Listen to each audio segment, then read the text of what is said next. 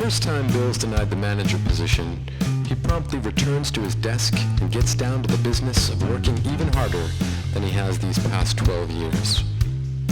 But the second time Bill is denied the manager position, it's all he can do to curl up under that same desk and weep.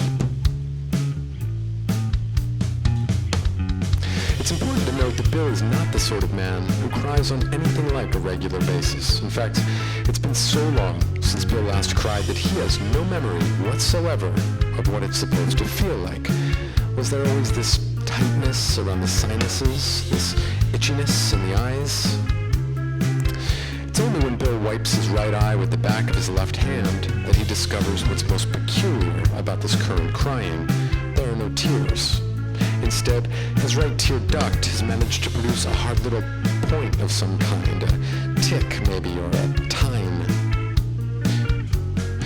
He clenches it between his thumb and forefinger.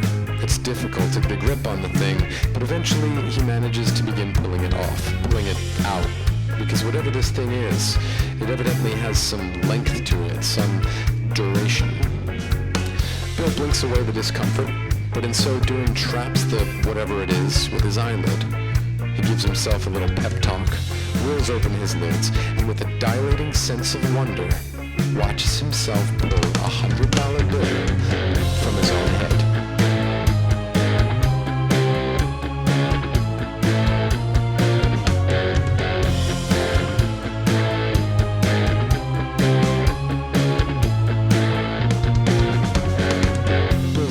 Up into his chair and inspects the bill in the fluorescent light.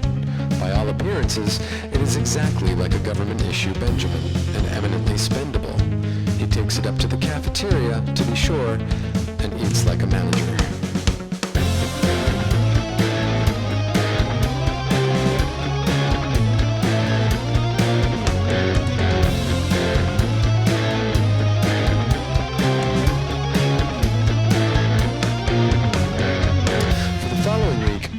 Up for years of lost sorrow. He revisits tragedies of every scale, only this time around, he lets them in. His mother's retreat into senility, the needless wars, the betrayals of the heart, the movies in which the dogs got shot, the marriages and divorces and remarriages and re-divorces, the loneliness, the night terrors, the goddamn manager position. The deeper he descends, the more money he seems to bring back up. By the end of the week, Bill is resolved to quit his job.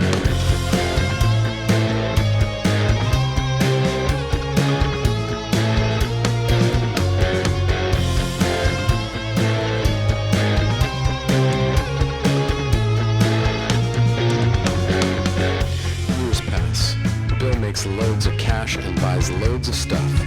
Bill is his own boss, an American success story by all accounts. But before you go concluding that Bill is one lucky son of a gun, consider this. No matter how hard Bill cries, he can produce no denomination greater than the $100 bill. And even then, he must cry raucously and from his bowels. Mere whimpering yields him tens or fives. Crocodile tears yield him singles at best. So do the math. For Bill to earn the $5,000 of his mortgage payment, he must cry in earnest no fewer than 50 times, which averages out to 1.66 times a day.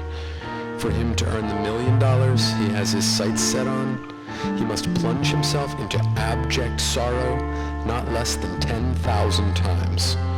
Of course, once he's cried those 10,000 times, Bill will have shored enough bills against his sorrows so as not to have to cry again for quite some time. But will it have been worth it in the end? He asks himself all day long. Will whatever quantity or quality of smiles he may wear in the shimmering future ever compensate for all these years of hysterical weeping, all this quaking of his spirit?